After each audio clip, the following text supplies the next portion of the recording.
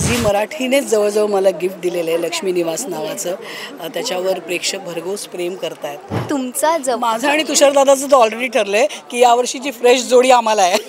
आणि नक्कीच ह्या बिझनेस वर्ल्डमध्ये एक सिनेमा बनवणं आणि तो तडीस नेणं खूप महत्त्वाची गोष्ट आहे.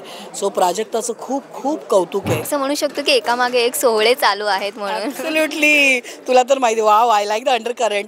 हॅलो हाय नमस्कार, तुम्हा सगळ्यांचं स्वागत आहे टेलिगप्पामध्ये. आज आपण येऊन पोहोचलेलो आहोत झी चित्रगौरव 2025 पुरस्कार सोहळ्याला आणि आपल्यासोबत आहे तुम्हा सगळ्यांची लाडकी अभिनेत्री हर्षदा ताई.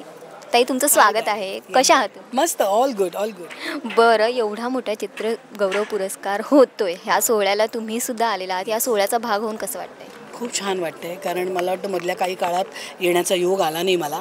या 25 वर्ष पूर्ण होताना झी मराठीनेच जवळजवळ मला गिफ्ट दिलेलं आहे लक्ष्मी निवास नावाचं. त्याच्यावर प्रेक्षक भरघोस प्रेम करतायत. आणखीन काय पाहिजे?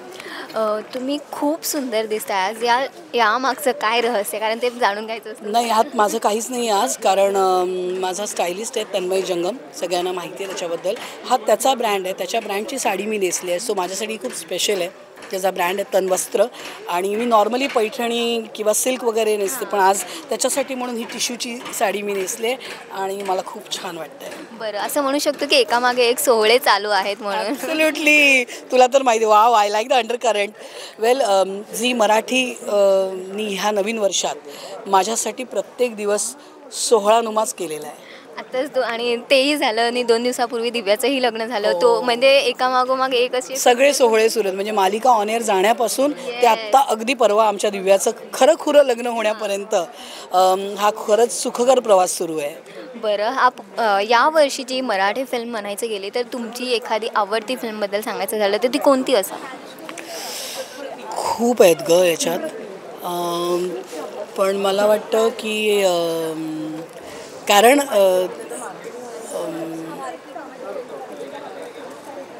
खूप फिल्म्स आहेत ग. बरं, तुझी फेवरेट कुठली आहे?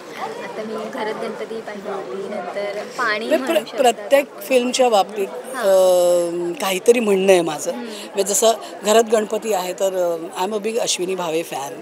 त्यामुळे त्यांना खूप दिवसांनी जेव्हा आपण सिनेमात बघतो तेव्हा त्या खूप त्याचा DOP जो आहे प्रसाद भेंडे, तो is like a family member to me. Phulwanti याच्यासाठी कौतुक आहे की ज्या पद्धतीने प्राजक्ताने ती फिल्म केली आहे.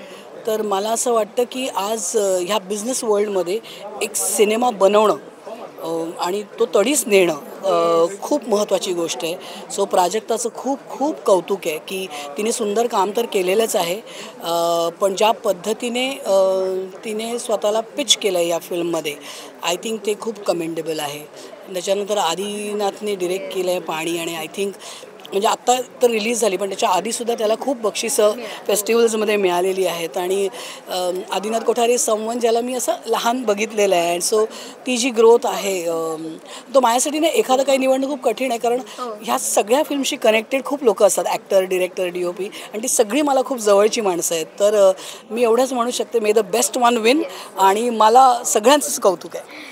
ओके, पुरस्कार सोहळा आहे तर एक शेवटचा प्रश्न की पुढच्या वर्षी लक्ष्मी निवासलाही बरीच नामांकनं असतील, बरेच अवॉर्डसुद्धा येतील.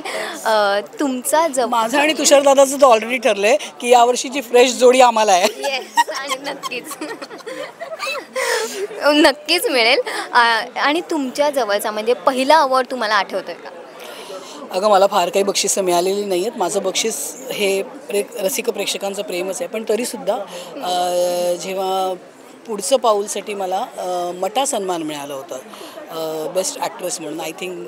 आणि कधी कुठे इवन कधीही आपण नॉमिनेट होतो, तर आय थिंक मला तर माझ्यासाठी that is as good as winning the award.